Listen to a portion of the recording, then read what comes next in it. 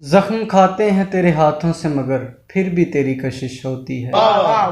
روح تو نکلتی ہے وقت آنے پر مگر میری تیرے ہاتھوں سے نکلتی ہے۔ پتہ ہے تجھے کہ گزارا نہیں تیرا ہمارے بغیر بھی، پھر بھی نہ جانے تجھے ہم سے یہ ضد کیوں ہوتی ہے۔ چلو مان لیا کہ اپنی انا کا کہاں مانتے ہو تم، مگر تیری تڑپ سے ہمیں گھبراہٹ سی ہوتی ہے۔ محسوس تو ہم بھی کرتے ہیں تیری تلخ سی باتوں کو، میرے دل میں نہاں ہے وہ غم جہاں تیرے تانوں کی بارش ہوتی ہے۔ تم تو مارتے ہو ٹھوکریں ہمیں فقط ایک پتھر سمجھ کر، تم تو مارتے ہو ٹھوکریں ہمیں فقط ایک پتھر سمجھ کر، سن اے ظالم زمانہ کہ ان پتھروں میں بھی جان ہوتی ہے۔